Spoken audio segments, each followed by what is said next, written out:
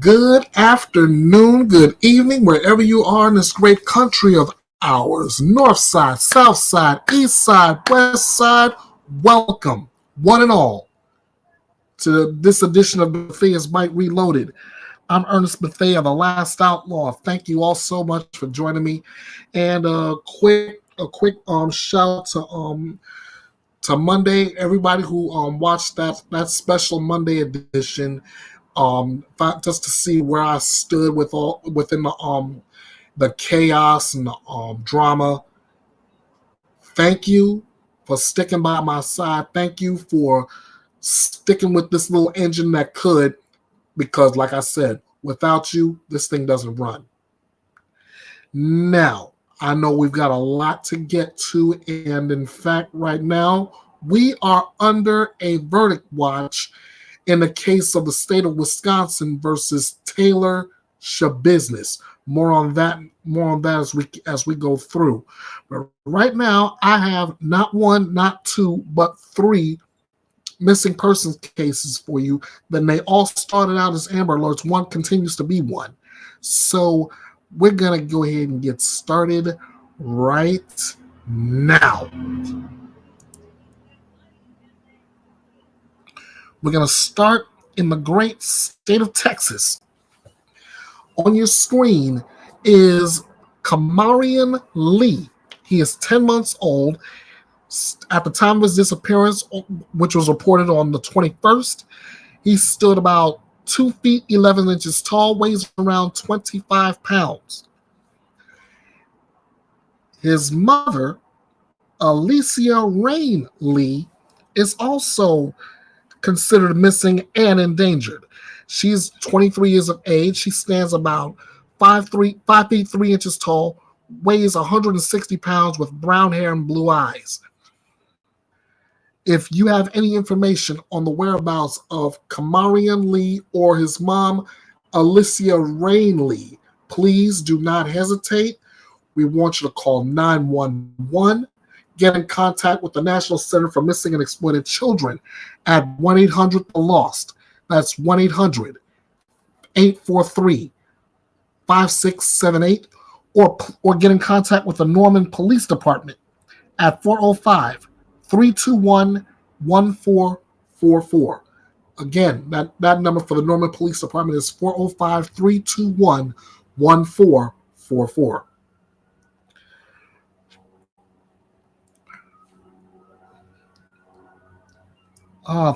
Thank you, single mama 4. I really appreciate the love. I do. And for those of you just getting in, welcome.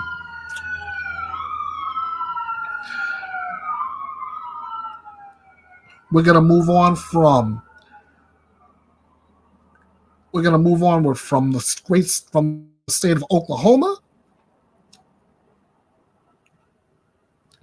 to Roy's City, Texas.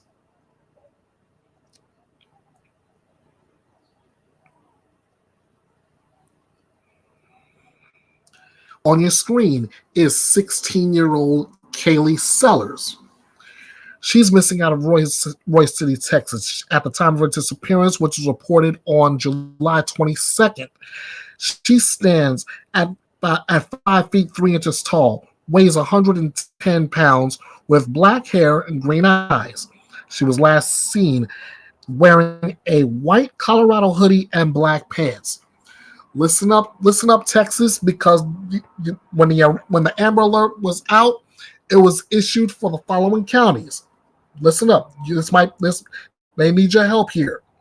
In Cook, Grayson, Fannin, Lamar, Red River, Titus, Delta, Wise, Denton, Collin, Hunt, Hopkins, Franklin, Rains, Wood, Camp, Upshur, Gregg, Smith, Cherokee, Anderson, Parker, Tarrant, Dallas, Rockwall, Kaufman, Van Zant, Hood, Johnson, Ellis, Navarro, Henderson, Montague, Hill, Freestone, Limestone. All those counties are looking for this young lady. If you have any information regarding the whereabouts of Carlee Sellers in any of these counties, you are asked to call the Royce City Police Department at 972-524-4776. For the news media, the point of contact is the same number, 972-524-4776. You're also asked to contact 911 or the National Center for Missing and Exploited Children at 1-800-843-5678. 1-800-THE-LOST. From Texas, we move onward to Colorado. On your screen is Alexee Ardolino. She is 2 months old, and this is an active Amber Alert.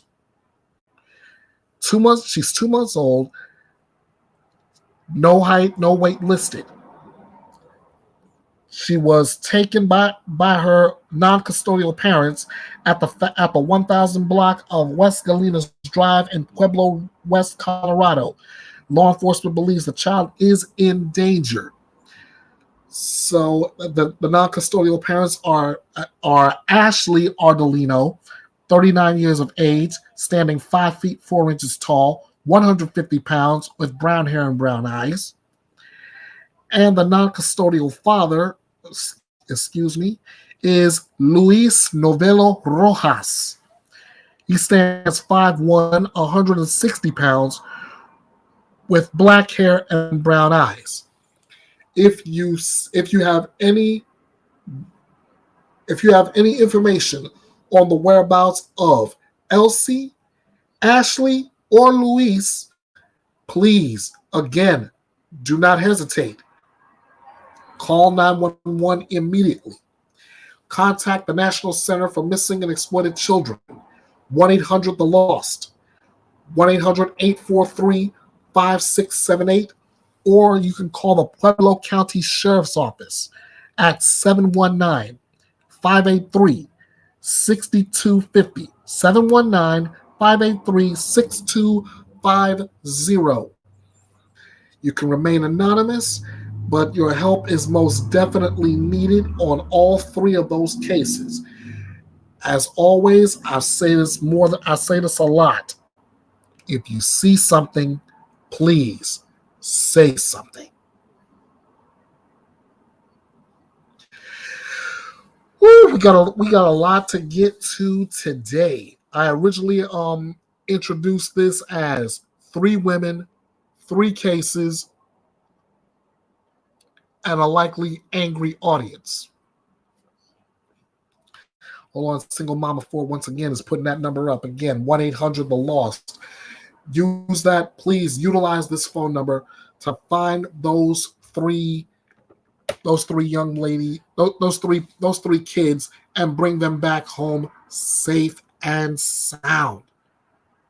Your help is needed. Oklahoma, I'm talking to you. Texas, I'm talking to you. Pueblo County, Colorado, I'm talking to you. Your help is needed. Let's find those 3. Let's bring them home safe. Now, back to what I was talking about. I introduced this originally as 3 women, 3 cases, and a likely angry audience. Then I ran into one case that I was on watching a live stream, and that number has now increased by 1. So I'm working, yes, with 4 cases, 4 women, and a likely angry audience. How do I figure that? Well, let's begin with case number 1. Our first winner, Carlee Russell. Oh, you remember her story, right?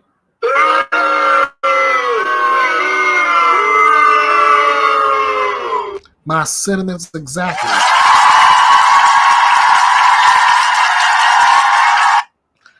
my sentiment exactly. That first reaction, Carlee Russell, she claimed she was abducted in Alabama, only to return safely, only to find out just this past Monday. Well, I'm not gonna talk about it. I'm gonna let this well, I'll talk about single mom. I'll talk about that in just a minute. But right now, I'm gonna let this press conference do the talking for me.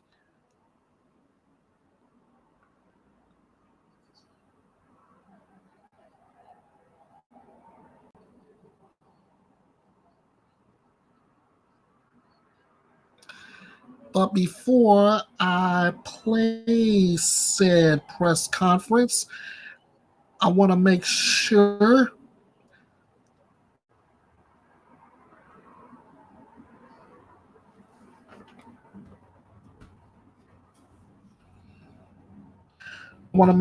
I'm covered on all angles. First, I said in the advertising that this would be a trigger warning. How you doing, Juju Bones? Good to have you here.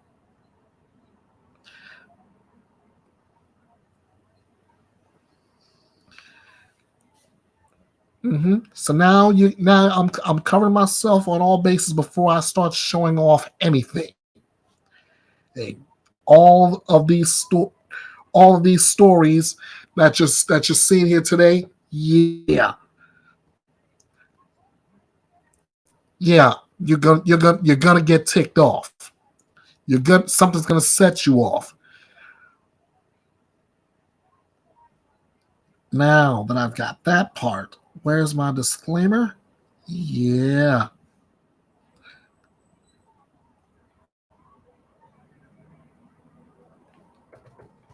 Here we go.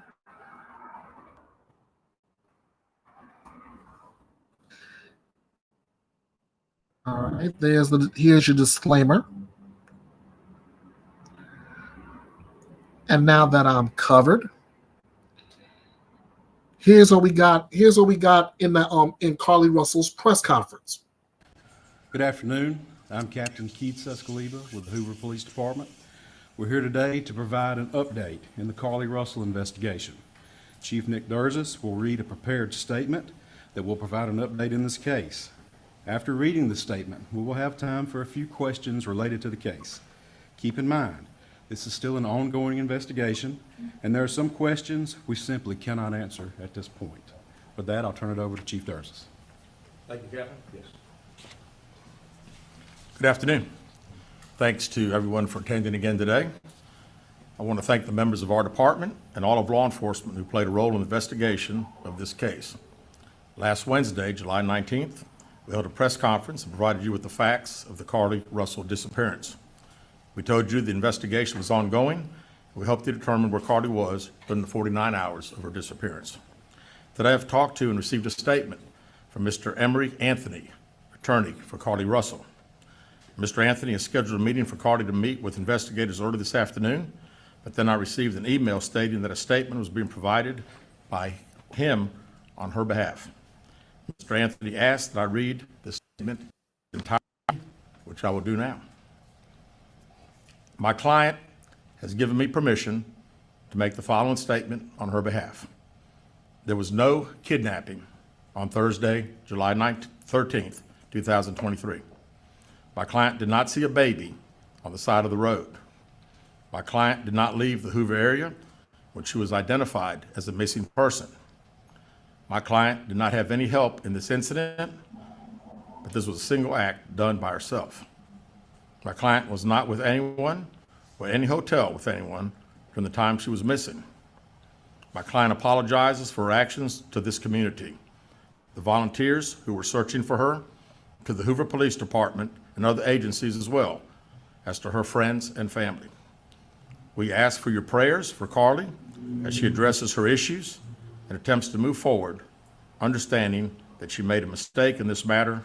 Carlee, again, ask for your forgiveness and prayers. We have a meeting scheduled with Mr. Anthony to further discuss this case. We're currently in discussions with the Jefferson County District Attorney's Office in Bessemer about possible criminal charges related to this case, and we will announce those charges when and if they are filed.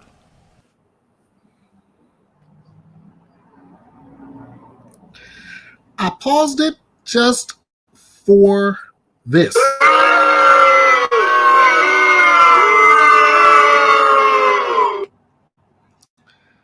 Now you all know, and I know she could have been forthcoming. She could have did it. She could have Oh wow. Let's see. We got Single Mama 4 says, I've listened to 2 press conferences now. We still don't know where she's been those 49 hours. Single Mama 4, I'm gonna say this like I've said about another case. I think it was this one too.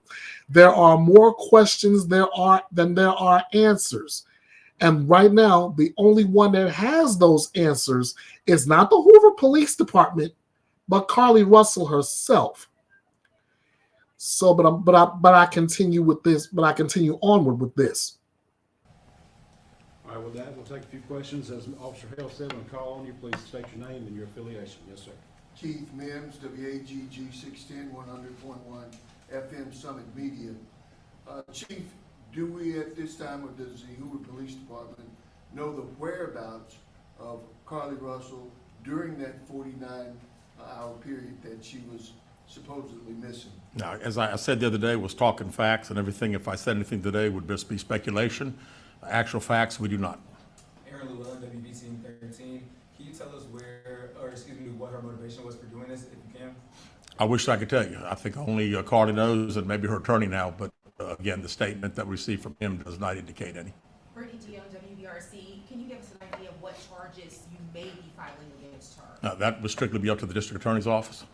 David Lamb, CBS 42, can you update us so that there's a meeting scheduled for this afternoon with the family, or when is that meeting to take place with Carlee? No, not a meeting with the attorney, not the family or Carlee. We have a meeting scheduled with the attorney, and that will take place some point tomorrow. And there is no meeting with Carlee Russell or her family at this point? Not scheduled, no, sir.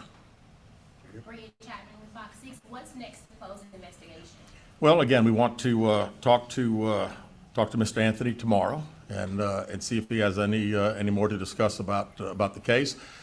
We'll certainly be asking if we'll get an opportunity to again interview Carlee like we've wanted to since she returned. Chief Stephen Quinn, ABC 3340. Yes, sir. Your reaction now, knowing that Carlee has admitted that this was made up? Well, I'm glad that we got this. You know, we certainly laid the facts out to you guys and to the national media that had a lot of interest in this particular case. The sad thing is that again, there were so many people that were involved, took this thing very, very seriously, and again, we wanted the focus to be bringing her home. She got home. We're very excited about that. It is what it is. The facts, I think, last Wednesday pretty much showed that we knew that it was a hoax. Lisa. Lisa Crane with WBTM 13. Do you know the expense you went to during this search? And if you don't have a dollar figure for us, just how big it was for you guys? Well, it was all hands on deck, and we don't have a dollar figure yet, but we're certainly working towards getting one. And not only ours, but there'll be other agencies that had a lot of support that they gave us, and had monetary expenses themselves. Right here. Jonathan, with JLR investigates, are the parents under any investigation? You know, as I said the other day, we were going to try to determine exactly those 49 hours. So right now, you know, anything's on the table. We still don't know what happened in those 49 hours, where she was, did she have any help? We have no idea. You know, I read the statement from Mr. Anthony, that's all we know. Right here. Keith Mims, WAGG 610 Summit Media. Chief, let me ask you this. What do you think prompted or provoked Carlee to do this kind of thing? And are there any kind of mental issues that the police department or the public should be concerned about, or just what? You know, not that I'm aware of. I mean, it's, this is a very elaborate, this was an elaborate deal. I mean, when you talk about calling a 911 and being up on the interstate, again, it would all be conjecture. So really, I don't know. I was hoping that we'd have an opportunity to interview and we'd be able to ask her those questions. Were any others involved in putting this story together for her? Mr. Anthony, in his statement, says there was not. Right here. Liliana Kelmy, WBRC, Fox 6 News. You said that you had a meeting scheduled and it kind of switched into a statement. Did they give any type of reason that switched? No, they did not. Back here. Aaron Llewellyn, WBTM 13. Was not in custody right now. That is correct. That is correct. Last question with David. David Lamb, once again, so first of all, when did you actually see this letter? And second of all, do these admissions and the content of the letter alter the investigation at all? No, not at all. We'll continue to investigate. We're going to still try to determine where she was during those 49 hours. But I am glad that we received this. It at least puts some of the social media super sleuths hopefully at rest for a little bit as far as the conjecture of what everybody thinks took place. We know that by her own admission, it didn't happen, and we're thankful for that. All right, thank you guys very much.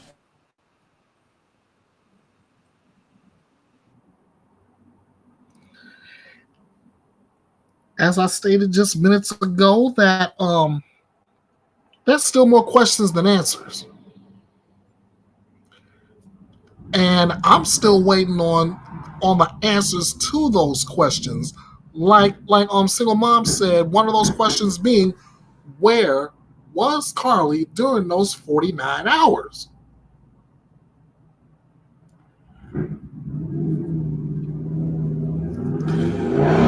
So while we're all still giving Carlee this little bit of treatment,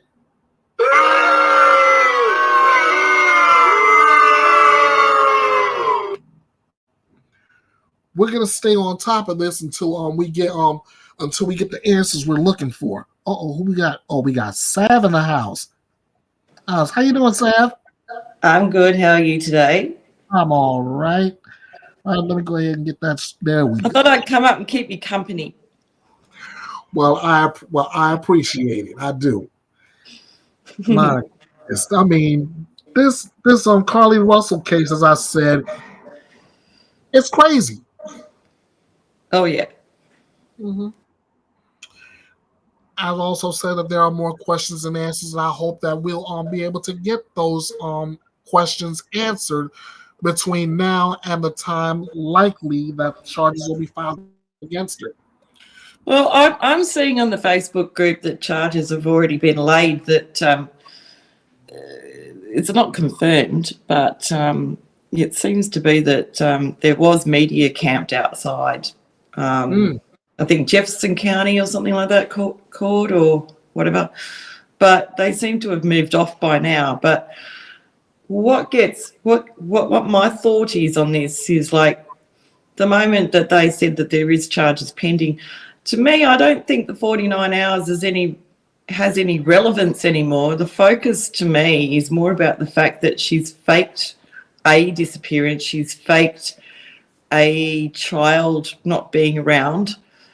And it's the waste of resources when there's, obviously quite a number of other people who are missing still, and they're just not being looked after as much as this case, just because they have a few dollars or connections behind them. So I'm kind of at the point now where I really don't care where she was for those 49 hours.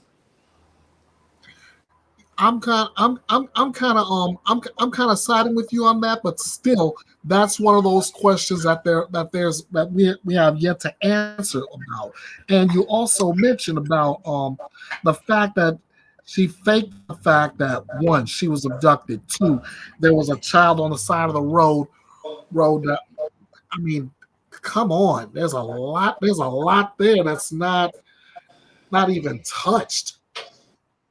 Absolutely. There's the Facebook group actually put up another case of a girl who really is missing, and it hasn't had the same attention at all.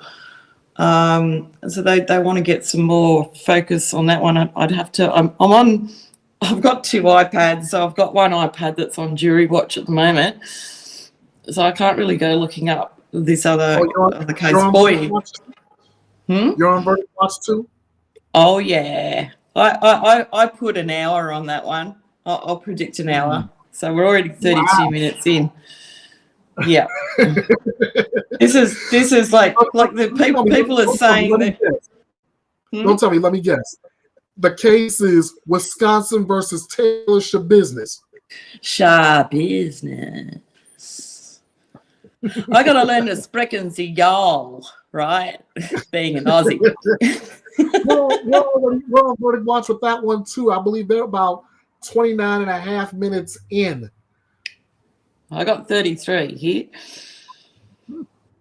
Well, but see, that's what I get for watching court TV. I'm counting it with them. They're all, like I said, about 29 and a half minutes in and going on 30. I reckon most of that hour will be filling out the paperwork. Possibly. Yeah. Possibly. But like I said, with this Carlee Russell case, I'm gonna get back and put out more put out the information when I get it, as far as what is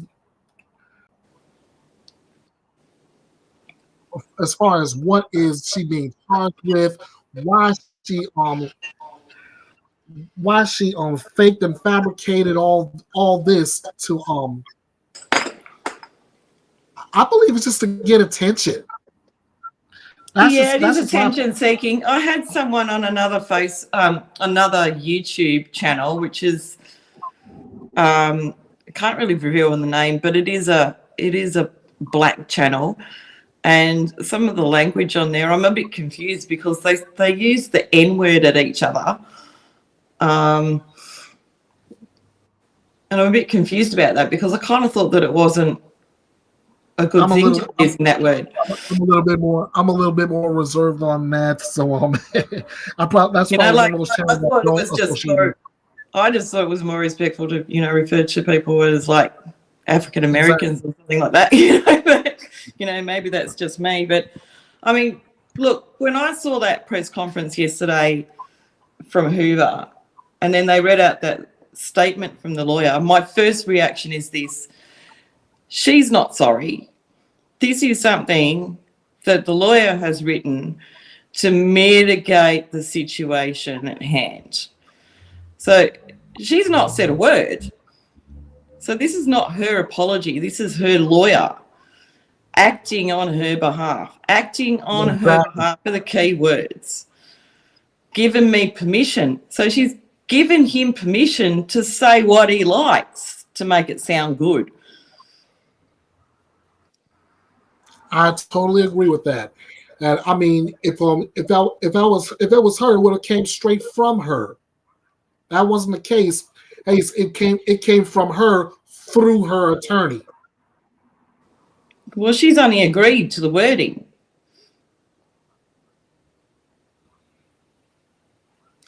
Still, I'd say it would have came directly from her, or not just from her attorney. Yeah, having been in media a fair while, and that, my take is that he's written it up and she's just signed it off. That's all. Mm-hmm. She hasn't like come out and said that she's actually sorry. So there hasn't been a press conference where she's rolled up, and said, "I'm sorry, I did this, I made a mistake, and my lawyer's now going to speak for me," or anything like that. So it's all him giving them advice and him saying, "This is the wording. Do you agree to this wording?" And she goes, "Yes, I agree to this wording. You can speak on my behalf." But she hasn't actually said it herself. A lot of people are very angry about this side of it. Oh, no doubt. Especially those of us who are covering this one. Single Mama 4 saying she agrees with your feelings. She is not sorry. Juju Bones, she jumps in and says that legally she that her attorney can speak for her, but it takes away from the impact when we don't actually hear from her. It's not as sincere, and I totally agree with that. Yeah. So in this other group that I was talking about, there was a person in chat who lives in the district, and because her name was brought up by this panel of people, and in the chat this person said she's a drama queen, she's a weekly liar, and she's cray cray. Well, we got one already in the chat saying that she's cray cray. She's a cray cray.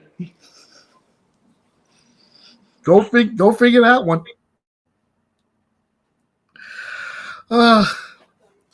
Carlee Russell, you got yourself in the hot seat this time. I mean, you fake an abduction. Man,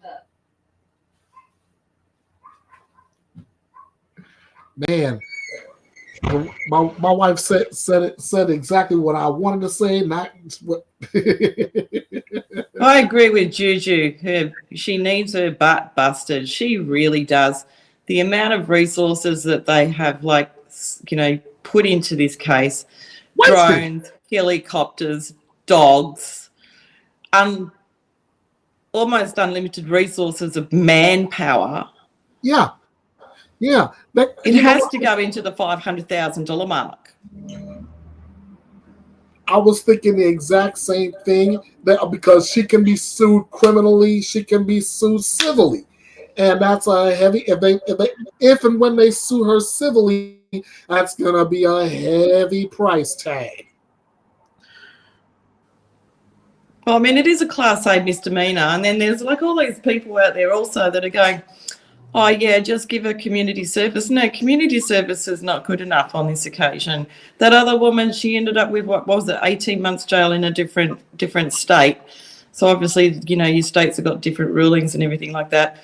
But she needs to do more than just community service. She needs to be put on a serious probation. Either she goes to jail for 6 months or more because of this. And I really think that she needs to be made to work with a missing persons group of people to understand exactly what some of these people go through with a real situation. One of my chats said that she's crazy. We're all crazy. But she, Carlee Russell, is stupid. That's the difference. Juju Bones. For that, I gotta give Miss Russell one of my favorite awards. Dummy, yeah. Dummy, yeah. Dummy, yeah.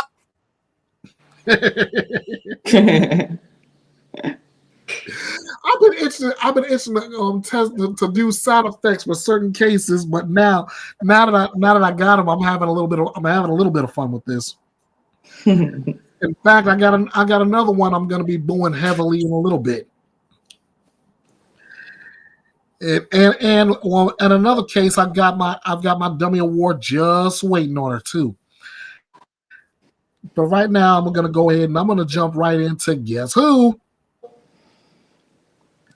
Alexee Trevizo. Oh, I couldn't have guessed.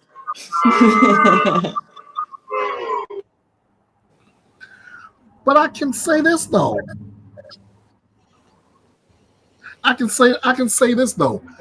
Today, with a help and a shout out to True Crime and Nelly. Nelly, I'm gonna go ahead and hit y'all with this link if you don't have it already. True Crime and Nelly. If you haven't subbed up to this person, please do, because True Crime and Nelly has all the body cam footage you want in regard to Alexee's case. And I'm going to bring a few of them to you right now. And I'm not gonna play them. I'm not gonna play them for long, but I'm gonna play them long enough to say, okay, this is what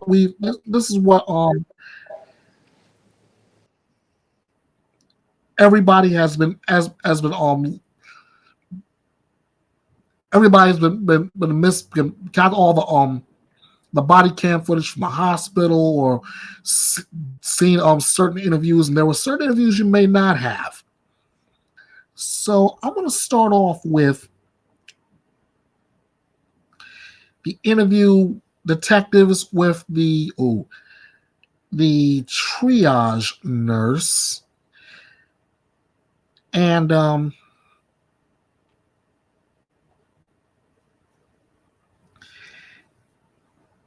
again, I gotta hit the old disclaimer. That way, I don't get myself in trouble.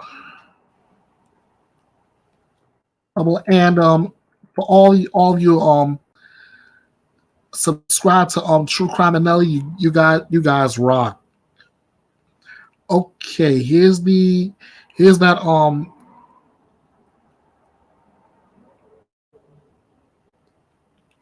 lost track of the case. Is she still out on bond? Sadly, yep.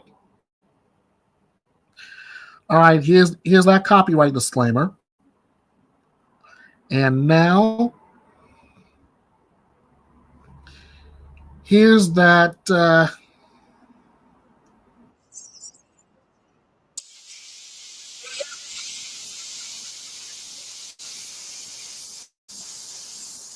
don't know if you've been briefed on anything. You're not in trouble.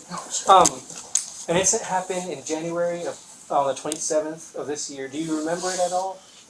Yeah, I'm assuming the 19-year-old that was pregnant.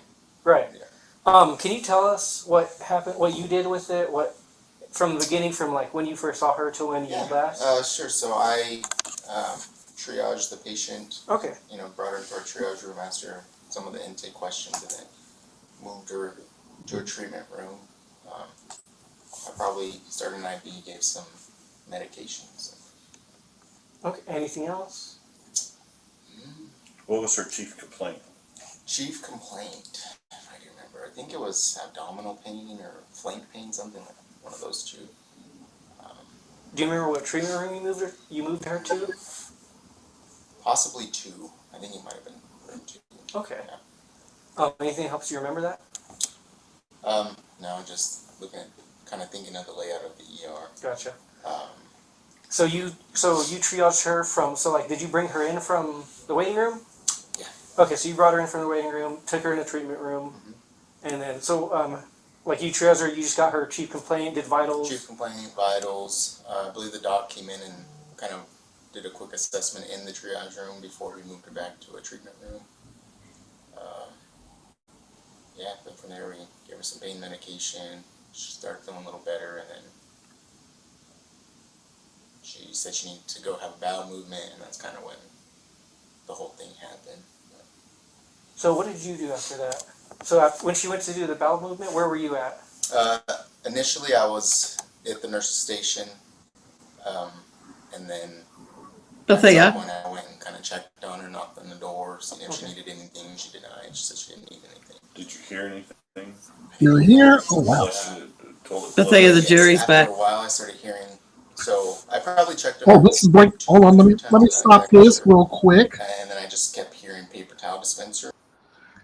Let me stop this real quick. And thank you for letting me know this. This is live breaking news. Sorry for the interruption. No problem. No problem at all. Atlas the Foxy, how you doing? What's going on with you? We have a verdict coming in just a matter of moments in Wisconsin versus Shabusiness, and we are gonna call it here. Let me go back to a comment from Juju Bones regarding we're gonna talk about Leilani in a little bit. I plan on it. Okay, so let's see. Juju Bones is calling it not guilty by reason of insanity. I highly doubt it. There's too much evidence to say otherwise.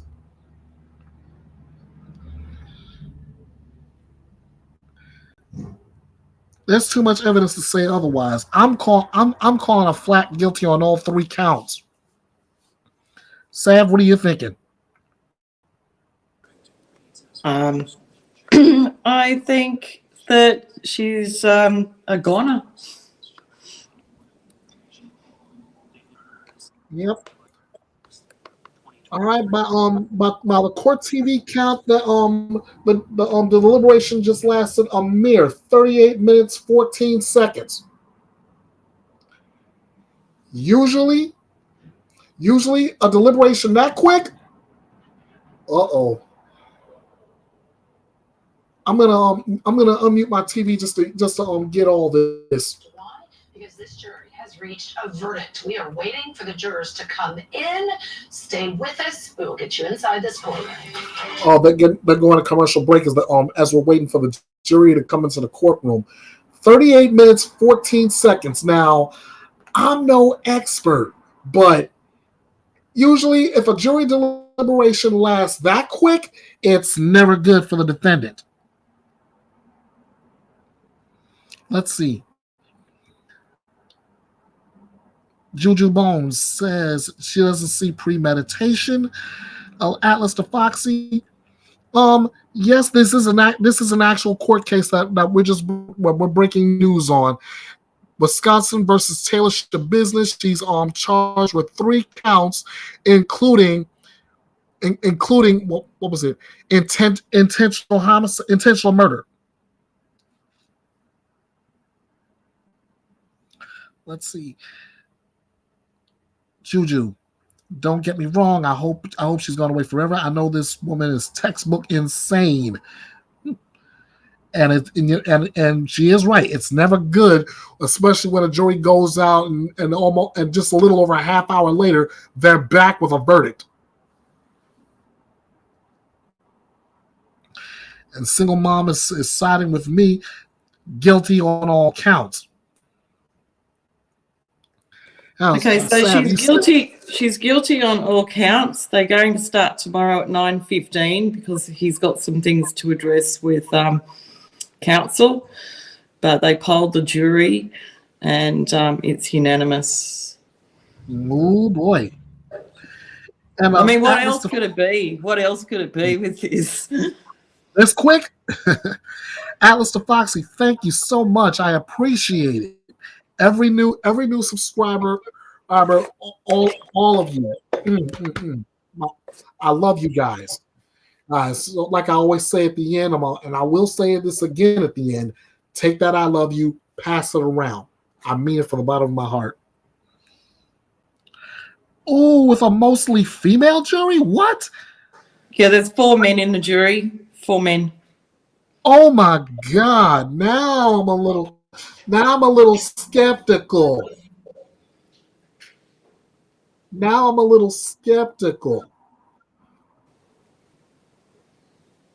4 men, 8 women, and the jury's back in 38 minutes and change? Yep. I mean, some people on this case are saying she's Satan. And I have to say that I think it's beyond Satan, and I think she makes Satan look like a saint, to be honest. There you go. By the way, did you notice that little motion she did on yesterday? Yeah, she was like, it was like a gun kind of thing with the fingers like, yeah, at the judge.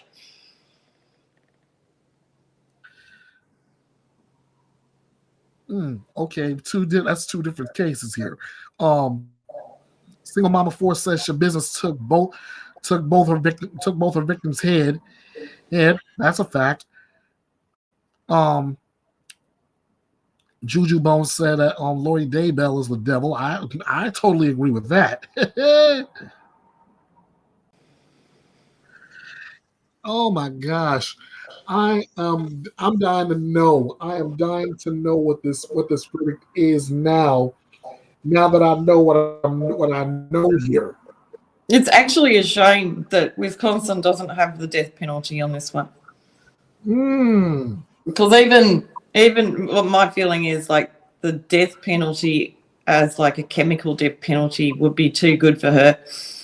Even a firing squad would be too good for her. Agreed. I'm about to hit this copyright one more time because now I'm turning the volume back up and we're gonna get the verdict here. Understanding is that the jury has reached a verdict. Is that correct? Right. If you would hand that to the bailiff, then please.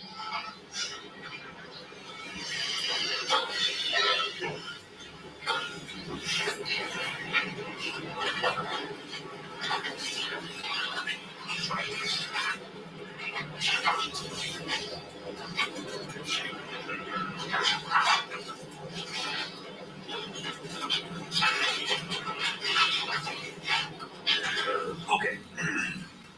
The first verdict reads as follows. We, the jury, find the defendant, Taylor Denise Shabiznis, guilty of first-degree intentional homicide as charged in count 1 of the information, dated this date, July 26, 2023, signed by the foreperson. The second verdict reads as follows. We, the jury, find the defendant, Taylor Denise Shabiznis, guilty of mutilating a corpse as charged in count 2 of the information, dated this date, July 26, 2023, signed by the foreperson. The next verdict reads, we, the jury, find the defendant, Taylor Denise Shabiznis, guilty of third-degree sexual assault as charged in count 3 of the information, dated this date, 26th day of July, 2023, signed by the foreperson. The verdicts will be Oh my god! The parties request that I poll the jury. Mr. Saunders? No. Mr. Freilich? Yes. Okay. Ladies and gentlemen, I'm going to do what's called breaking news all over the place. So all I'm going to do is go down the line and ask each of you if this is your verdict. Your answer is either yes or no. I'm going to start in the back corner, ma'am. Are these your verdicts? Yes. Ma'am, are these your verdicts? Yes. Ma'am, are these your verdicts? Yes. Ma'am, are these your verdicts? Yes. Ma'am, are these your verdicts? Yes. Sir, are these your verdicts? Yes. Ma'am, are these your verdicts? Yes. In the front to the right, ma'am, are these your verdicts? Yes. Sir, are these your verdicts? Yes. Sir, are these your verdicts? Yes. Sir, are these your verdicts? Yes. Ma'am, are these your verdicts? Yes. Okay, the jury has now been polled. Ladies and gentlemen of the jury, for today, your tasks are concluded. We're going to start to... Ladies and gentlemen, we are breaking news all over the place. First of all, we have breaking news that Alicia Navarro is found safe after 4 years. 4 years.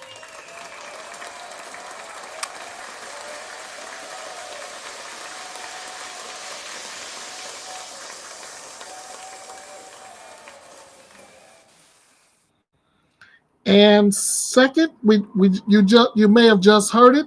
Taylor Shabiznis has been found guilty on all 3 counts. Mutilating a corpse, first-degree intentional murder, sexual assault. She's guilty on everything. My God, I should have stuck to my gut.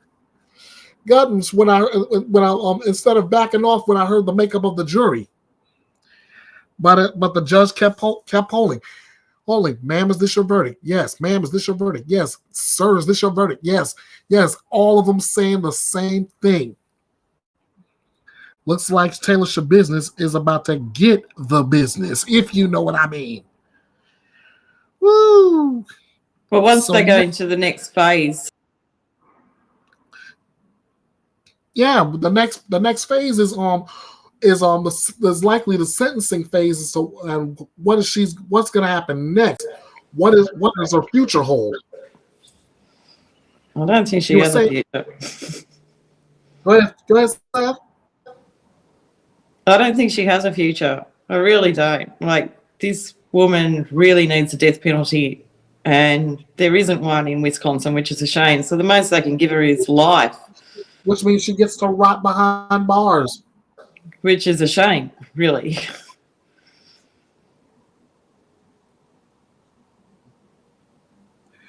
I've been paying attention to this case for over the last couple of days, looking into her eyes. She could care less.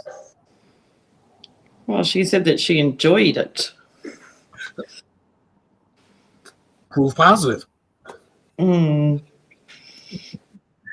Okay, let me get back to what we started here on. We were taking a look at one of the body cam footages from the Alexee Trevizo case. Detectives interviewing the triage nurse who made this discovery. Guys, this case has been bizarre from the get-go. And flushing and like the water running. And I knocked again. Did she need anything? Denied anything. And then eventually it got to a point where I said, "You need to come out." And I asked the clerk to get the key to unlock the door, because obviously she locked the door to go to the restroom. And whenever we finally had the key to unlock it, she opened it and just kind of walked out. Did she say anything at that She point? didn't say anything. She was just looking kind of straight past me and went back to the room. Did you look into the restroom? I did. Okay. Yeah, What did you see? Went into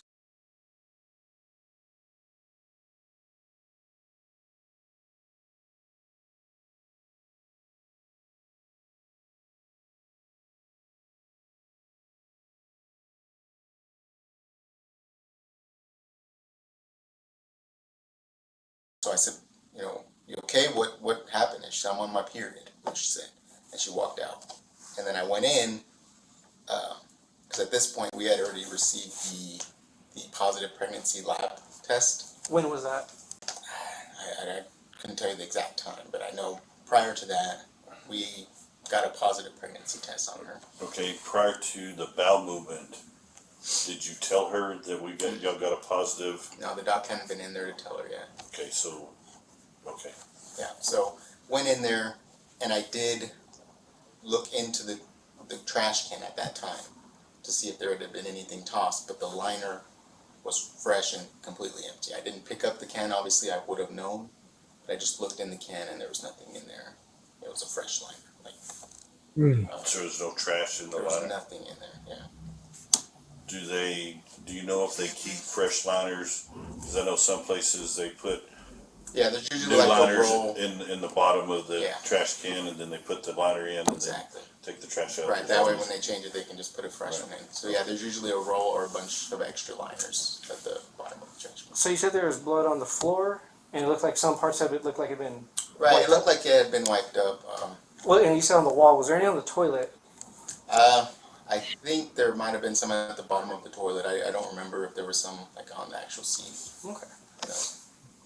All right, and then so the doc hadn't told her that she had popped. Not yet. So like, because speaking with Vasquez, she said that, and don't quote me on this, but like y'all did a urine and then a blood. But, right, so typically they'll do a urine and that just tells you negative, positive, and then they do the blood. It kind of gives them a range of how far along. So did the urine come back after as well, or so did all of it come back after she came back? It probably all came back before. Okay. Before the. But the doctor would be the one to tell her. Yeah, the doctor would be the one to go into the room and tell her. And after she came out of the restroom, that's when she went in to do a vaginal exam. Obviously, we didn't know what this blood was from. We were a little concerned that maybe she had known that we were gonna figure it out and that she might have harmed herself or something in the restroom. So the doc wanted to go check her, but obviously that wasn't the case. And how long have you been working here? Here, about 5 years. Okay. Yeah. So during your time, if someone were to pull the emergency cord have you been here when somebody's pulled that? Yeah. For So somebody specifically. Right. So if somebody pulled that cord, y'all would have known. Oh yeah. The restrooms typically at every facility will give a different chime than a room, like a room call bell. Right. It's like more of an urgent chime, I guess you would say. Yeah, just so that way everyone knows it's not just your normal. Right. And to your knowledge, that alarm never went off. That alarm never went off. Okay. So once Then what occurred? So after that, her and the patient went back to the room. The physician and a female nurse went in to do the vaginal exam just to make sure everything was good there. I believe, I wasn't in the room, but I believe that's when the doctor said, hey, your test came back positive for pregnancy. She adamantly denied it up to that point, even with me the entire time. She said she was a virgin. She's had her period every month consistently. The doc was doing that. Then you said that, and she told you that when you were triaging? She told me that in triage, Okay. yeah, that she was a virgin and that she had her last pregnancy was just prior on that month and had. You mean period? Yeah, You sorry, said pregnancy. I'm sorry, yeah. Her period, she had them consistently every month. So then I started doing my charting, and then we called in the housekeeper to clean the restroom. We call it like a terminal clean, just when it needs to be mopped and everything. And then she felt the weight in the wastebasket, and then. Yo.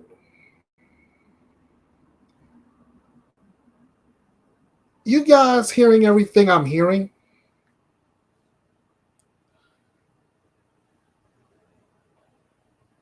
This girl, well, I'm calling her a girl just because of her age, but we all know she's a full-grown woman. 19 years of age, trying to keep up appearances, and knowing she knew she was pregnant, and she did everything she could to cover the whole thing up.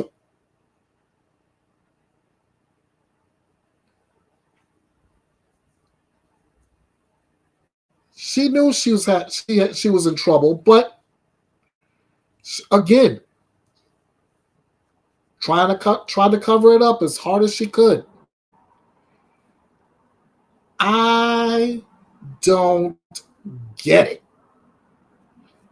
As much as I try to, I don't get it. Somebody please try to make this make sense. And keeping in mind, this is coming from the triage nurse. Make it make sense, somebody.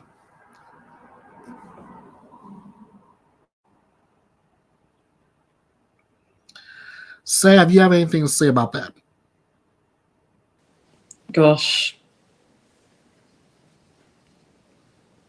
There really are no words for this, like, she clearly knew the whole time. And as soon as she found out, she started taking those weight loss pills with the phentermine pills. Yeah. And phentermine, because I did look up the drug, does actually cause side effects and developmental issues on babies and that. So hang on, guys. She's coming right back.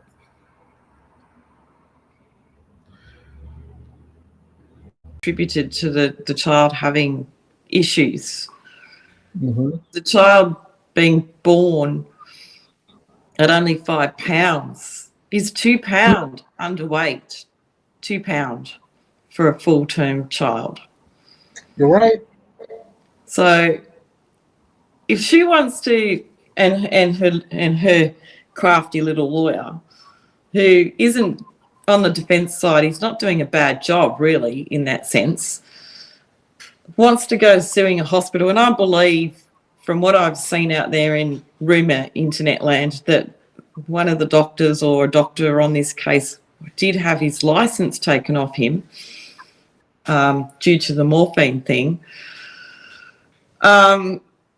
She should be charged at taking weight loss pills because there was more nanograms of weight loss pill in that baby than there was of morphine by a long shot. So if you divide 19 into 420, that's like roughly 5 into 100 is 5 times 19. We'll just say 20 nanomilligrams. That's right. That's 5 10, 15, 20 times the amount of phentermine in the baby's system than there was morphine. So phentermine can actually cause breathing difficulties, the whole bit as well. So I would say that the baby has come out with no fighting chance from the phentermine, not from the morphine, because apparently when a person has a child, they can give them a low dose of morphine to stem the pain. And 19 nanomilligrams is really not enough to cause a child to really die in that sense. But considering the way that she's put it into this plastic bag and she's twisted the top of it, it wasn't secured, but it was twisted and tucked in underneath or something like that. And then having plastic, sucked to the poor thing's face, because it was actually, breathing. She admits it on body cam that it was crying. She says it about 3 times that it was crying. Yeah. So it was alive, and it took breaths when it came out. If it was crying, it has to take in breaths. So she really needs a book thrown at her, because that other girl, in the state of New Mexico, a year earlier, she got, it was 18 years, but, reduced to 16.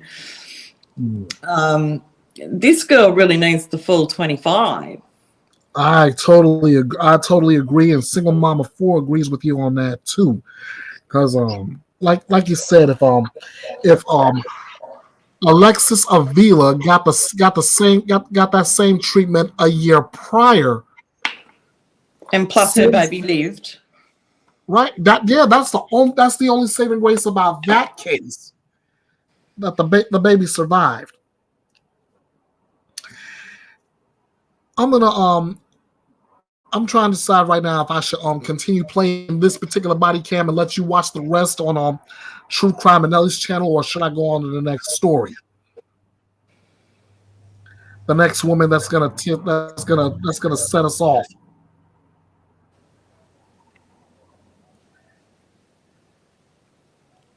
I'm gonna go ahead and finish it out, and then I'm gonna move on to the next story. And if you want to see any more body cam footage, if you haven't subscribed to them already, True Crime and Nelly. I think there should be a petition put together to give the doctor back his license.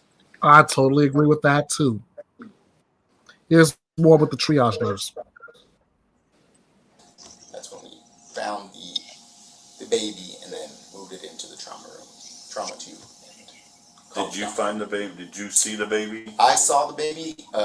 In the trash can, or? In the trash can. HT, he was there. He's another nurse. And Leela, she's the housekeeper. They initially found it, and I went over there and saw what they had. And what exactly did you see when you looked in the trash can? I think at that point they had already ripped the bag, but it was just laying, at the base of the trash can under the liner that they had pulled up. And there was like some paper towels in that bag with the baby. And then we moved it over and took it out, put it on the bed, on the stretcher. So HT and Leela found you were. So yeah. What made you go to them? Did they tell you something? Or did you just go? I believe Leela basically called out for HT, I think, and then he went over there, and then I went over there as well. Okay, you went to go see what happened? Right, to see what, because typically if someone's calling out in the ER, it's not bad. Good. Yeah, it's usually not good. But.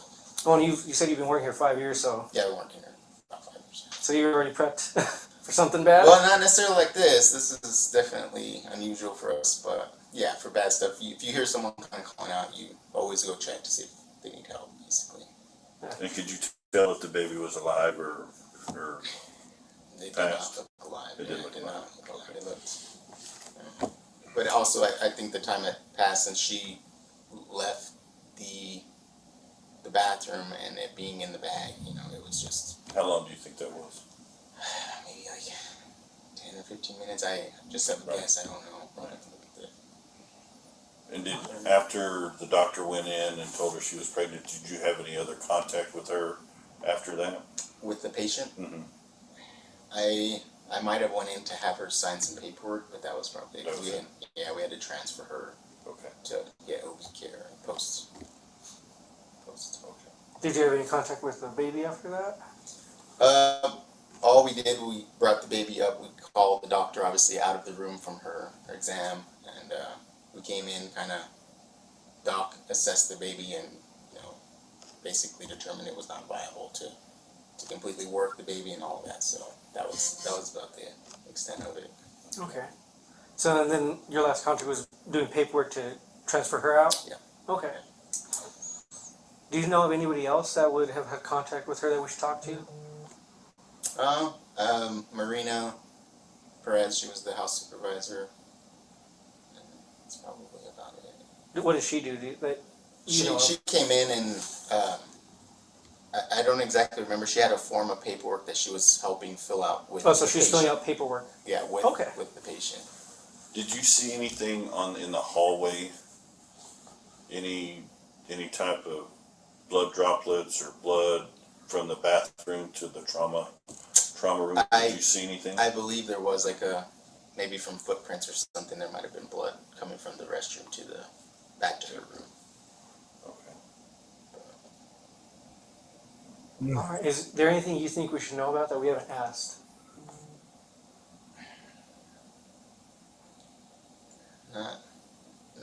Not necessarily, not like factual things, just, it it seemed like we were being just deceived from the beginning, but that's just my take on it. It seemed like she was very manipulative with us. And what did she appear like when she came in? Could you tell, because I know most women you can tell, unless they're a large woman. Right.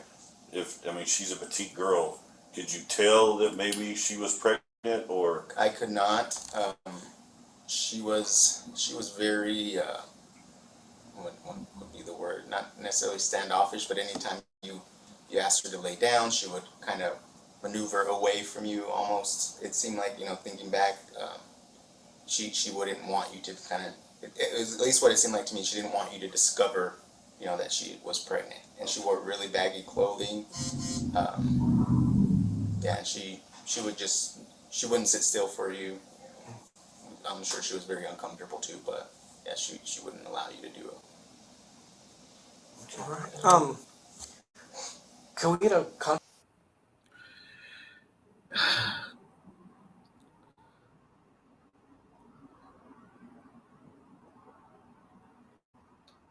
So she kept hiding it and hiding it and hiding it, making sure no one found out until they did.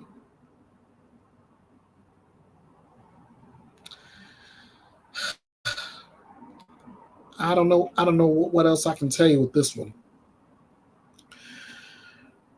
But if you want, like I said, if you want to if you want to witness any more body cam footage, go to True Crime and Nelly. A shout out to that channel and for all the body cam footage they have for this case. And as far as Alexee Trevizo goes, yeah, Juju Bones just hit the nail right on the head. That's first-degree murder. Yeah. That's period, point blank. She's got to do time. But like Sav said earlier, the full 25. Sav? Yeah, the full 25 would be justifiable. And I think that, the state has enough evidence to prove it, Mm-hmm. Even if they do decide, which they will, go down the medical side of it, the medical path. If I was a prosecution, I would be well and truly focusing on the fact that she took those weight loss drugs throughout her pregnancy, and she even asked a question to the nurse afterwards, because apparently they had to ask her whether the baby took one breath, and she said does weight loss, she actually asked the question, does weight loss drugs, do anything?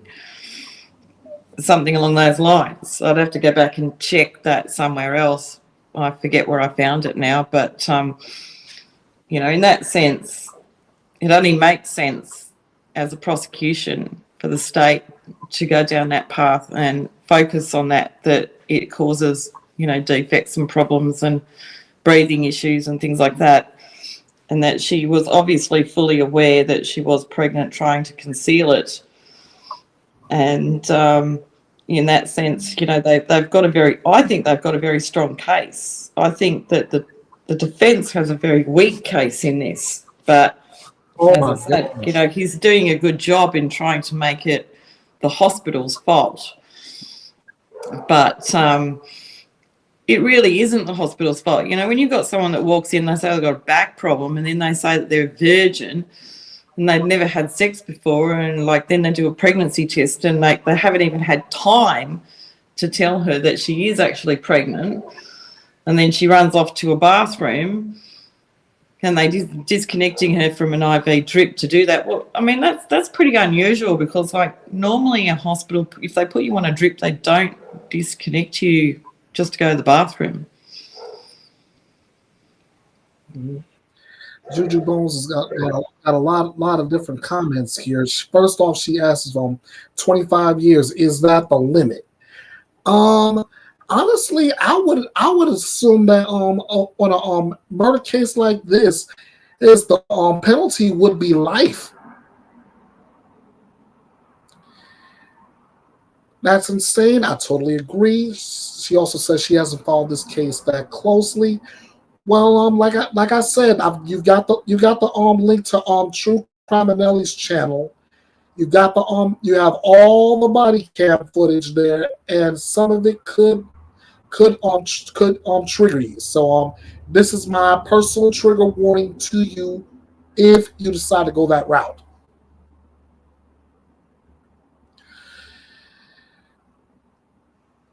See, she also says lots new. She visibly pregnant. No way her boyfriend didn't, and to be shocked if her mom. Oh, she knew. She knew. The mom is just as bad, trying to keep up appearances. In fact, if you look at one of the body cam footages, there's when they were talking to her about the whole thing, and when the cop asked her if she was the grandma, she said, I'm her mom. She did not want that grandma title on her. But like I said, that's one. Please don't take my word for it. Go to True Criminelli's channel and look at those body cam footages. It will tick you off. Let me tell you. Speaking of somebody ticking me off, the next case earned this award. Dummy, yeah, yeah. Dummy, yeah, yeah. Dummy, yeah, yeah. It's so bad I had to file her case under America's Dumbest Criminal. Let me go ahead and hit you up with the article itself.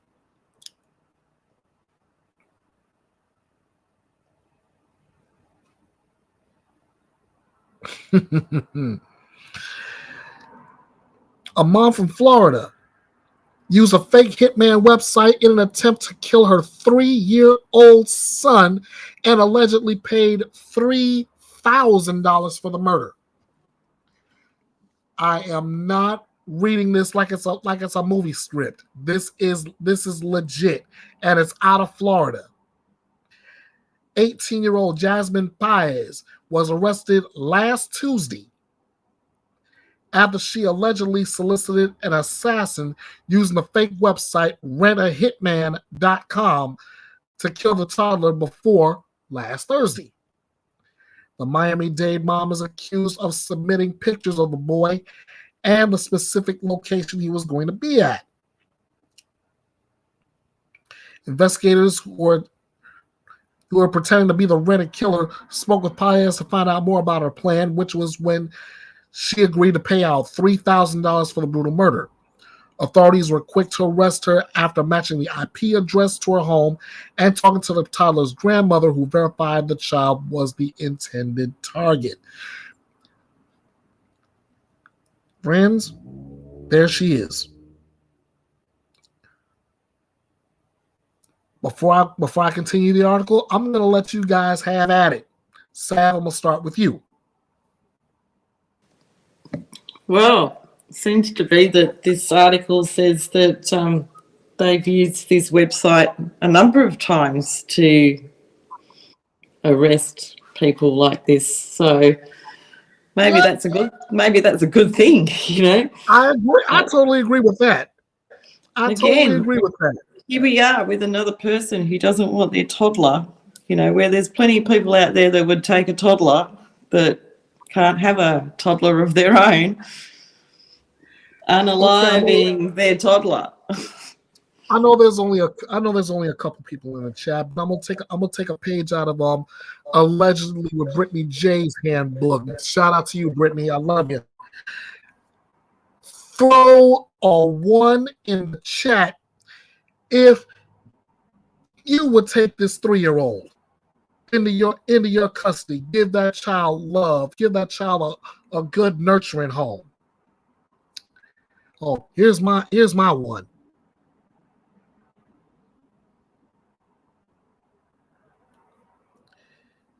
Juju, would you do the same? Same. Single mama 4, if you're still around, would you do the same? I mean, the last thing I would want to do, hire a hitman to kill my son? I mean, really? Anyway, here's the shot of the at least the front screen for hireahitman.com. It says that both the service request form and careers form of the site has been used several times.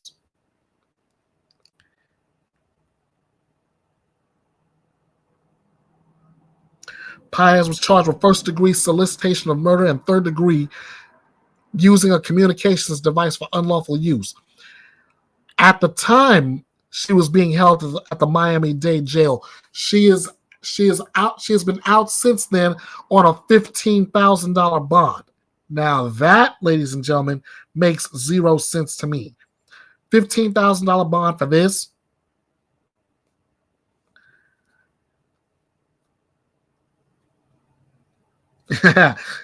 Juju Bones. She throws a 1 up and then says, send all of them to me. Yes, I don't blame you. Sav? She's out on a $15,000 bond. Well, that's a really, really low amount, but maybe she can't afford it, or maybe she doesn't have a means to afford it. If she can afford it and she's gotten out, you know, like maybe they don't consider it that big a risk. I don't know, but I don't think that she should be out. I gotta disagree with you. I gotta disagree with you to this point. She's bonded out for $15,000, yet she was able to pay $3,000 to have her child unalived. Come on. Well, she's probably run out of money in that sense, to be honest. But I don't think she should be out, though. I totally agree. That part I agree. I mean, now think of this. Chad Doerman, right? Chad Doerman executed all 3 of his kids himself. And now, or at least when it happened, he was bonded out on the largest bond amount I've ever heard in my life. $20 million.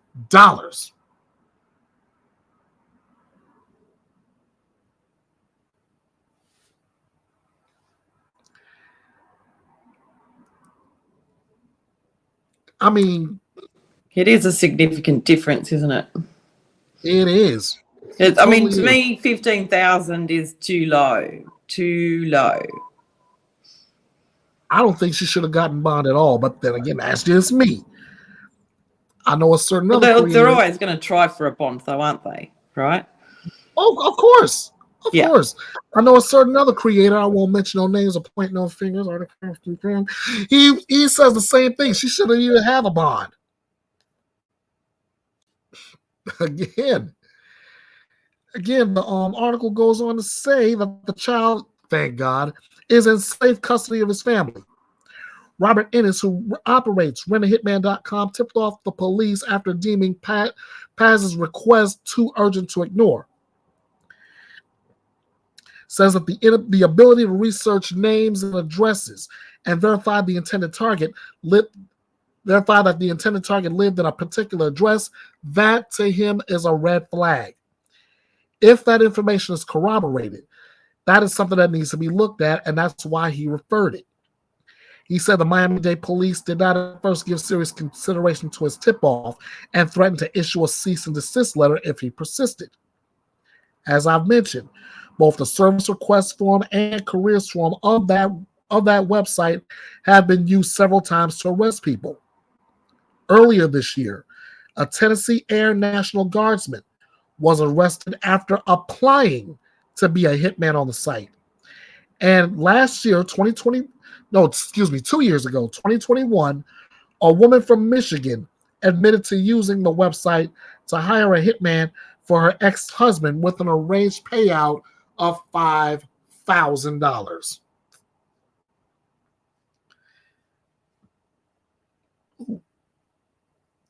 Oh, more breaking news. Man,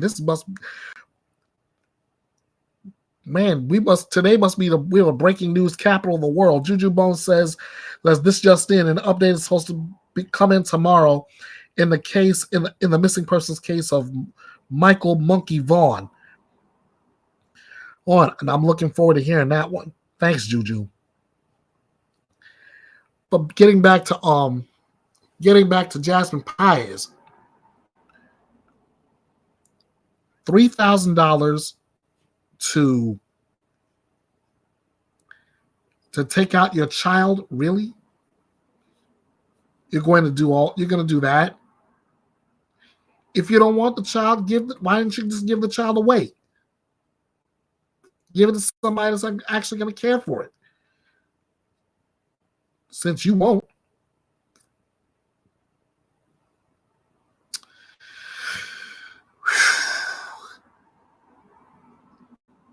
Anyway, one of the another site, Sportskeeda. Yeah, that's right, Sportskeeda. That's where I get a lot of sports stories from.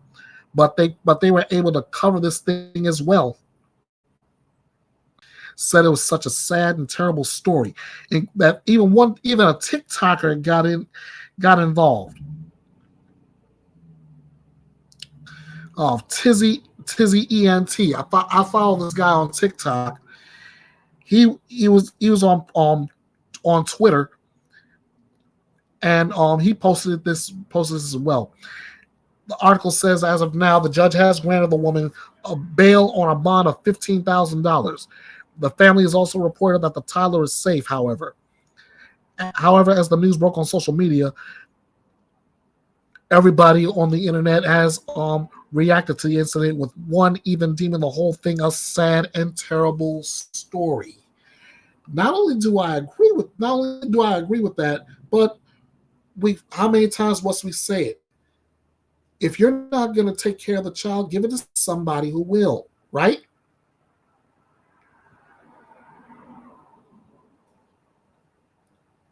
I mean, what do you want? I mean, what are you gaining by killing your child? Sav. Yeah, I just don't understand people when there's so many people out there that can't have children, and how desperate they often are to have a child, and the extent they'll go to try have one, and they still don't succeed at times. So I think it's really heinous that this kid didn't ask to be born. None of us ever No. asked to be born into this universe, and yet that's the kind of life that they end up being given. It's not fair. No, not at all. Not at all. Well, I'm gonna wait on any more updates in this case as well. And I believe that like you said about a couple other cases, this one, the judge should throw the book at her easily. Oh, 100%. I mean, the thing is that, what she's stupidly done is, like, a lot of these cases today, technology is beating these people big time. And they're stupid enough to think that they can get away with things when an IP address can be tracked back, right? Right. Not only that, phone records and internet searches can be tracked back. And the last lot of cases that I've been looking at, being the Stout case and the Shah Business case, everything comes back to technology. And also that, Shah Business is also some extreme physical evidence there. Oh my gosh. Did you see this morning where they showed on Court TV, they showed her doing a selfie with that Jeffrey Dahmer bloke? She actually did a selfie with this bloke. Unbelievable. If she's taking a selfie with that cat, she's not all there. Well, I think she is all there because, like, if now when they go on tomorrow and they start to poke the psych cases out there, you got in the beginning of this, there was one. Hold on, I'm gonna bring you back and just say what you're saying. There we go. So you were saying, yeah. So the other psych said that she is fit to stand trial, and it was proceeded on the basis that that this other psych said that she was able to stand trial.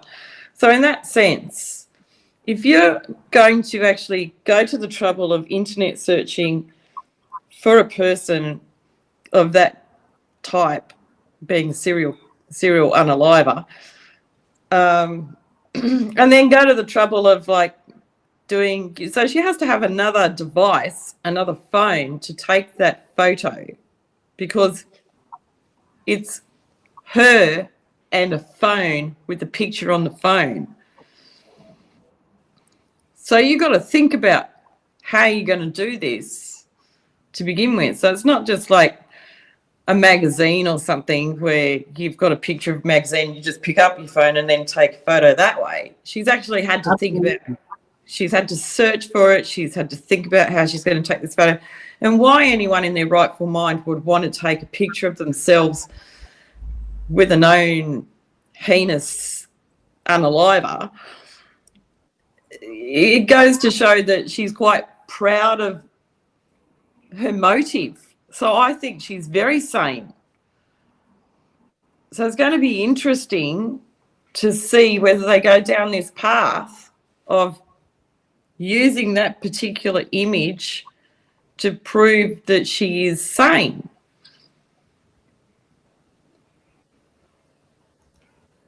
We'll just have to wait and see, because we're going to be heading right into the sentencing phase sooner than we think. I mean, I'm still a little surprised how fast the verdict came in. 38 minutes, 14 seconds. Yeah, I'm on the opposite side of that. I'm actually not surprised. I mean, my take is that the option given on the poll that I was on was 1 hour, 2 hours, etc. There wasn't a 30-minute option, otherwise I would have taken that one. I feel sorry for the people that had to go to that crime scene and piece it all together. How horrific would that have been to have had to deal with it in person, no matter whether you're a seasoned individual or not? The level that she went to was like next level, man. I mean, Yeah. we've got one case over here that happened a few years back now, and her name was Catherine Knight. And I would liken this to the Catherine Knight case. I tell you what, if you look up Catherine Knight, Aberdeen, the woman actually worked at an abattoir. So she had butchering knife skills. First off, is that Catherine with a C or a K? Catherine with a K, and obviously Knight, Knight. And she would be the same, similar kind of caliber of unaliver in this situation. Only I think Catherine Knight probably went a bit further. You know, like, if I was the mother in that house, I would be seriously selling that property and getting out, and I'd be buying myself a whole new set of knives. I wouldn't want anything to do with anything that had anything to do with my son's unaliving, I'll tell you what. I'd go and live out of my car even, not to have to live in that house. Okay, now I'm looking at this article from 2022 from a site called All That Is Interesting. This is the title of it just gives me a little bit of a shiver. How Catherine Knight slaughtered her boyfriend and made him into stew. Yep. And I'll tell you what, Aberdeen.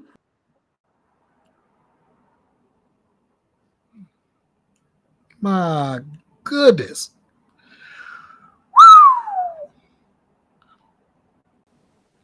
Hold on. I may need to put the old trigger warning up again. I think you would have to put the old trigger warning on that one.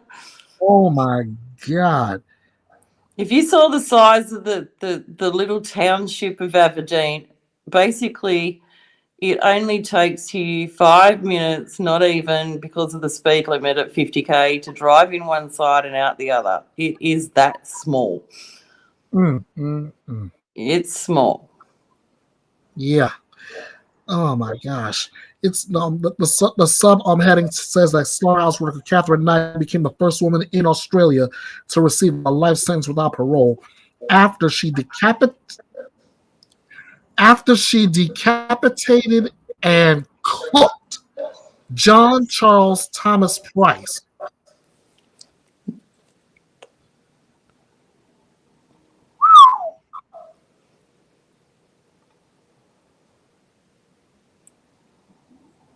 See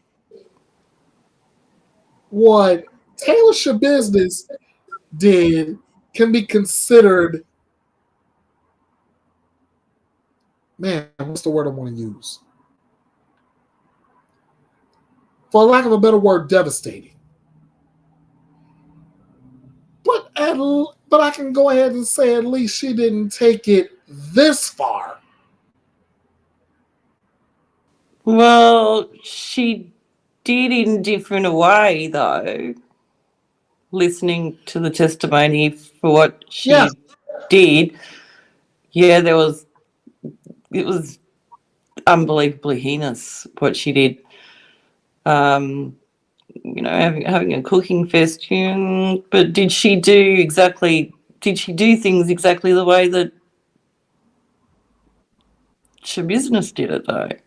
Because, I'd say they're equally heinous. Right. It's just that one actually had been taught how to kill beasts as a job. Mm-hmm. Like, you know, we all get meat on our tables and everything like that. And plus, you know, she was part of her job. They were given a set of knives. Mm-hmm. So, you know, her knives were probably sharper, for an example. Maybe her skills were cleaner. There's a difference right there. Catherine Knight, from what I understood, used a butcher knife, right? Yeah, she used the knives that she was given from her job. Shabusiness used a bread knife. Mm-hmm. Oh, Some more breaking news coming in. Dang, today's the day. Nothing but breaking news. They're still talking about Taylor Business being found guilty on all counts. So that's basically the breaking news of the day. I have one last story I want to cover before I get out of here, and I want you all to take a look at this document right here. This is the indictment against Leilani Simon. She's a defendant in a murder case that in Georgia, accused of killing her son Quentin. And here's all she's on. Let's see. 1 count of malice murder, 1 count of felony murder, 2 counts of felony murder, concealing the death of another, false report of a crime, a second false statement, 3rd false statement, 4th false statement, 5th false statement. 6, 7, 8, 9, 10, 11, 12, 13, 14, 15 counts of making false statements and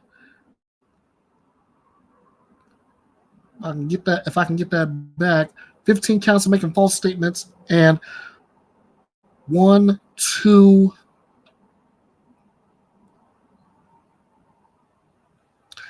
3 murder counts and concealing the death of another. Now, they're trying to, her defense team is trying to get those charges dropped. Are you serious? Are you serious? Leilani Simon, you're trying to get those charges dropped considering how serious this is? I think you're dummy, yeah, yeah. Dummy, yeah, yeah. Dummy, yeah, yeah. Okay. According to this article from WTOC, Judge Tammy Stokes did not decide on any of the defense's 3 motions discussed Friday in court. Last Friday.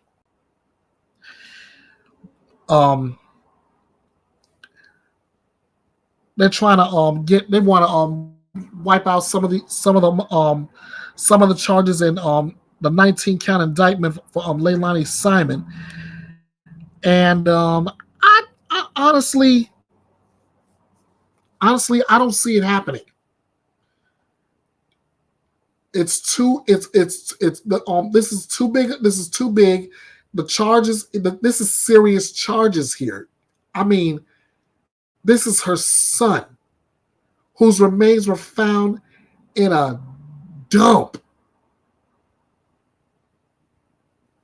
And while she's up there boo-hoo-hooing and trying to make herself look good while everybody else is trying to find little Quentin, she was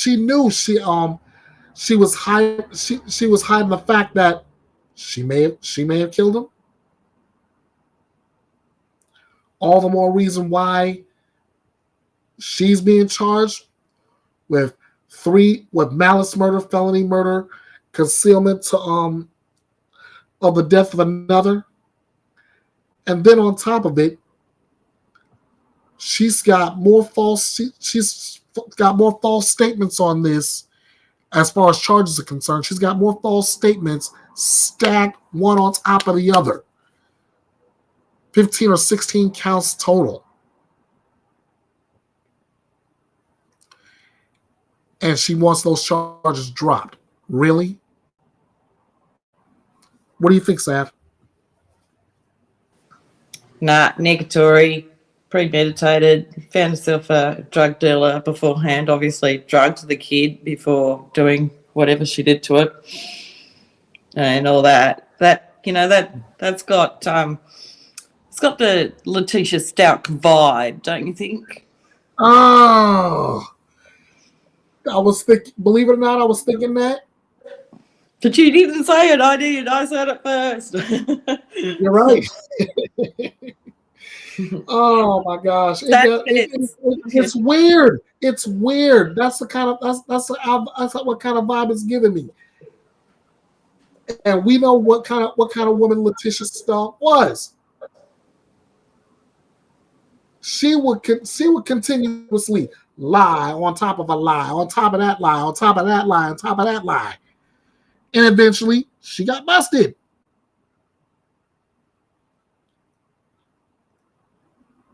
Drop you out. There is actually, if you want to pull it up quick, there is actually on Court TV website. And July 21st, the defendant's mother testifies at pre-trial. Clip. If I can, maybe I can pull that up. Be interesting to know what the mother said. Leilani Simon. I haven't played it. I just found it.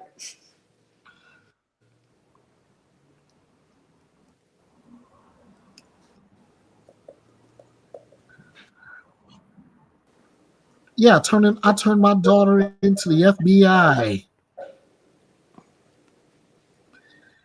I'm gonna go ahead and get the copyright going before I show this video, and then I'll play it.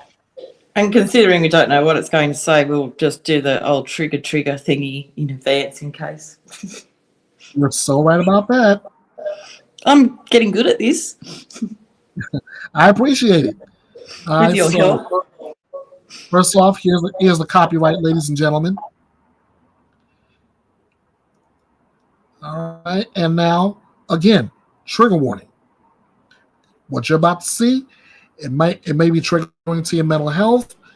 If you can't stand, if this isn't the kind of case you want to see or hear, yeah. Well, I don't think anything could be as bad as what we've been listening to. I know that's right. All right, let me go ahead and share this screen one more good time for today. And here we go. A mom arrested and charged with murdering her toddler son. Police believe they found the remains of baby Quentin in a landfill. They haven't came out, said anything. They hide behind the fence. They just pull out. They don't try to, let us know that they even care. What are you doing? What is going on here? Where's the FBI? Where's Secret Service?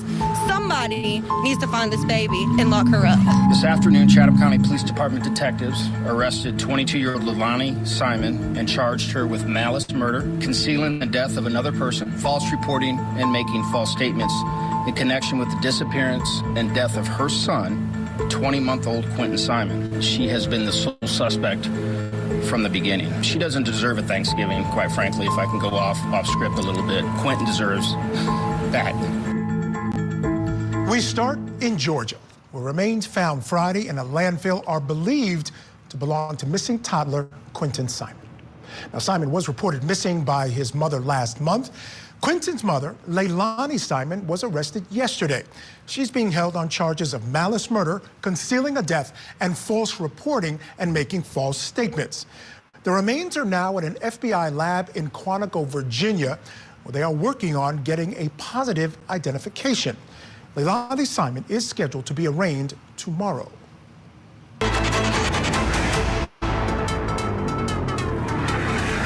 Here now with our debrief, Court TV legal correspondent Julia Janae. Julia joins me in the studio. Great to see you, Julia. Thank you so much.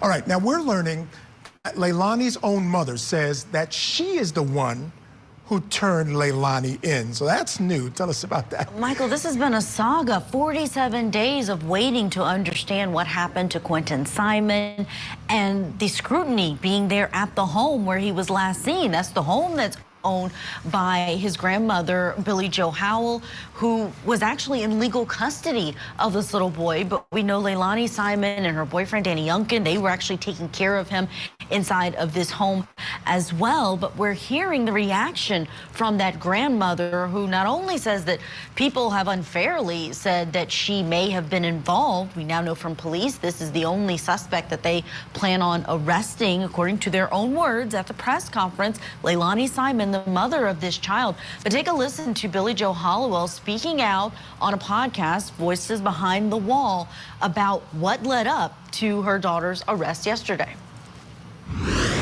I get a call from the place that she was at telling me that Leilani has checked herself out. Well, they're wanting me to come pick her up, and I've already made it very clear that Leilani cannot come back to my home. So I made a call to the FBI. Whenever I made the call to the FBI, I let them know what was happening in the current circumstances. I took her to Chinatown Buffet and let her have a meal because I knew already that it was going to be the last free world meal that she was going to have. So I leave from there and I take her to the FBI office. And I sit at the FBI office for 4 hours.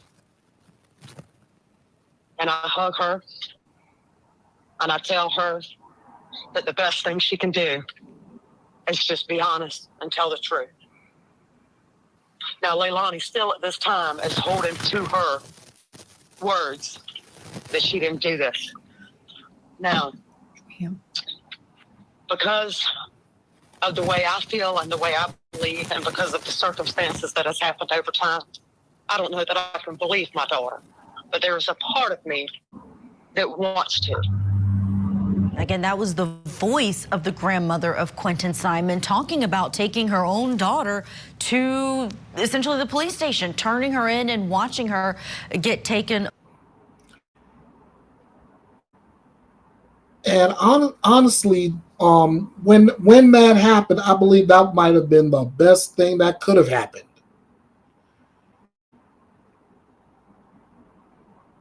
But even in that, like, there's still a lot that Leilani would have to answer for, right, Sav?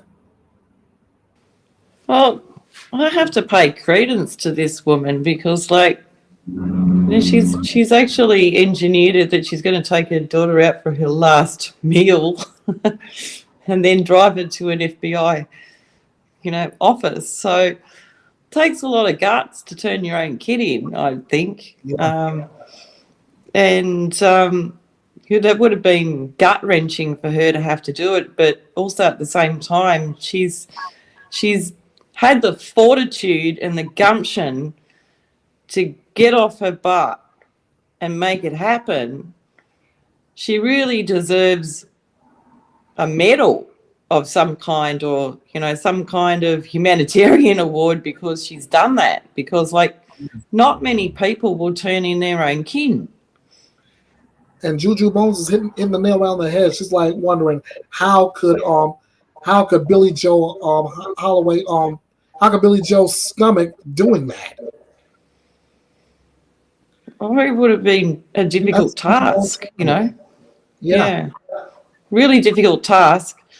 But obviously she's very moral by doing it. So I say credence to her, because it would be horrifying to have to dob in your own kid, because you'd always want to be believing your own child, daughter, adult child, like whatever.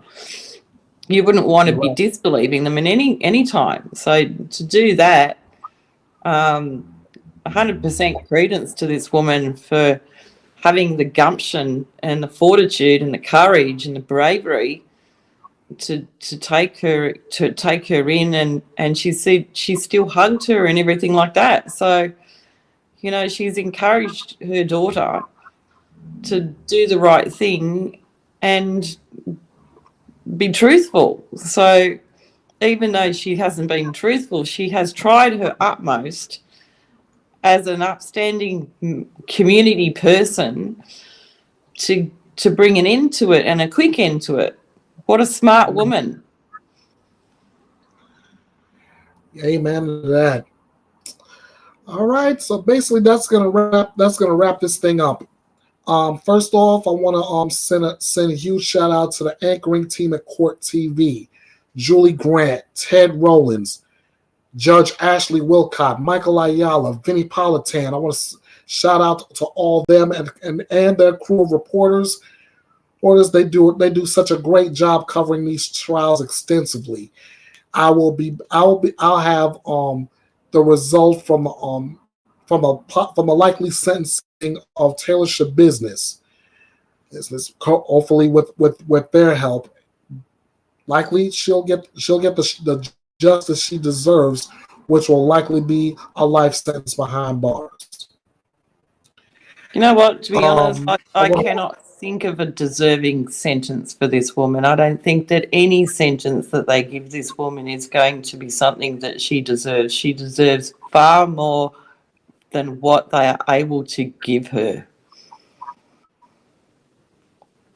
I gotta agree with you on that one. The only thing short of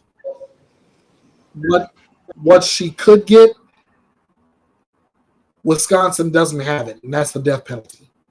Exactly right, and she deserves nothing less than something like that. You know, give her life in jail, the luxury of living in jail when she's done what she has done, is far too good for her. The viciousness and abusiveness in which she did it. I mean, she chokes him to death, cuts him up,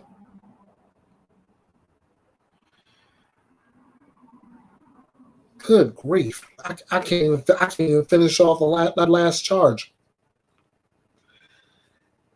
Anyway, I'll keep you up to date on this case as well as all the other cases I've covered today: Carlee Russell, Alexee Trevizo, Jazmin Paez.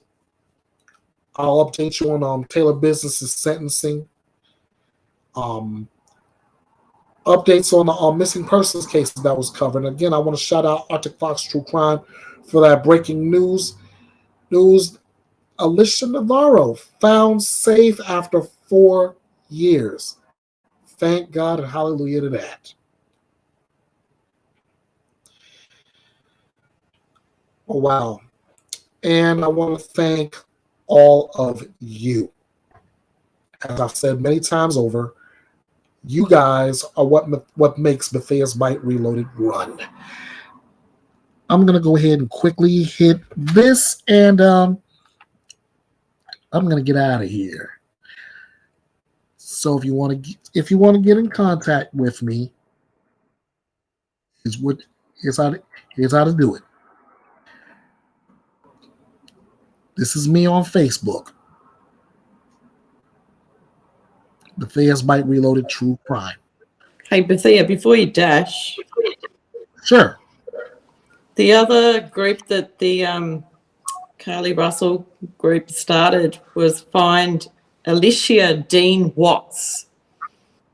Alicia Dean Watts. Yeah. I'll be sure to look up her information and bring it forth. So it's ALLISHA, DENE, and WATTS is the spelling. Okay. All right. And apparently she is a decent girl missing, and they would really like to get the word out on her. I'll be sure to do so. Let's see. So I gave you Facebook. Here's my Twitter. You can hit me up at EKB316.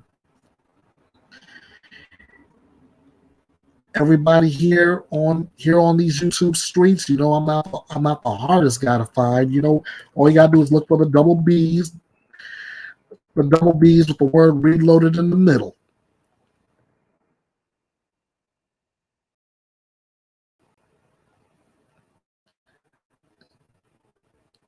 The handle is at Bethea'S Byte Reloaded. That's with and without the punctuation marks. I'm on Instagram. I'm posting stories. I'm posting missing persons cases. I'm there. I'm on the gram at EB The Last Outlaw. And I'm also on TikTok as well.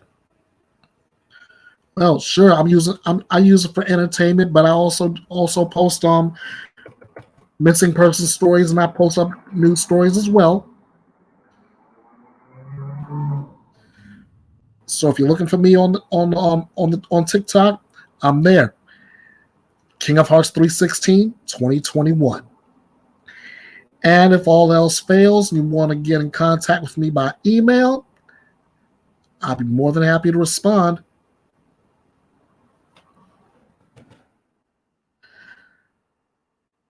The address is kingofhearts316_09 at outlook.com.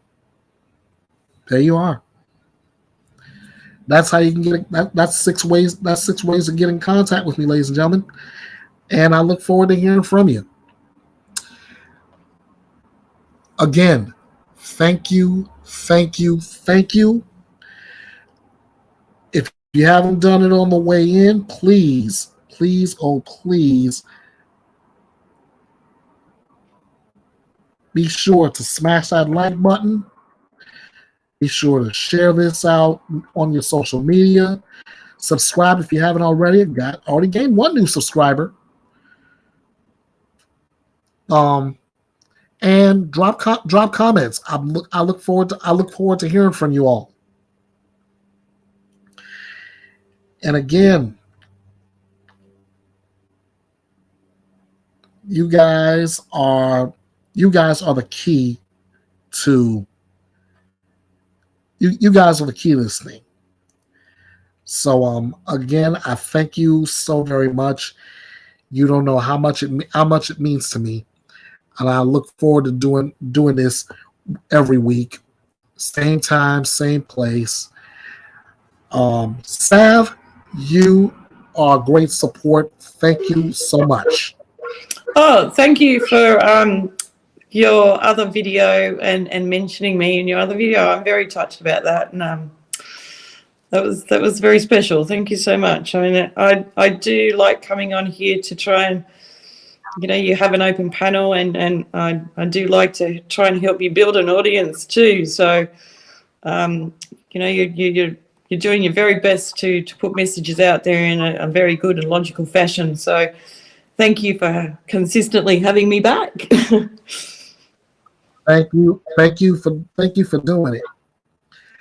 And like I said, this little engine, this thing called Bethea'S Byte Reloaded, it's nothing without you guys. So from the bottom of my heart, I thank you. I love you all. Take it, spread it around.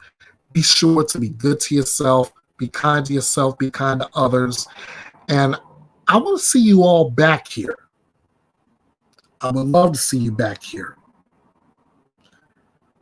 We can talk about more cases. We can hopefully we'll run into more verdicts. A lot of breaking news like we had today. This was amazing. Breaking news left, right, and center. Again, back to the quick on court TV shout out. Julie Grant, Ted Rollins, Judge Ashley Wilcott, Michael Ayala, Benny Politan. Guys, you guys, I love you to pieces. Keep doing the great work you do.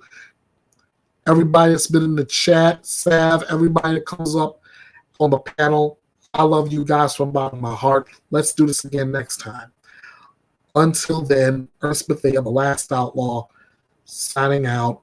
Until then, you all know what to do. Right. Hey guys, the last outlaw here. Thank you all so much for watching this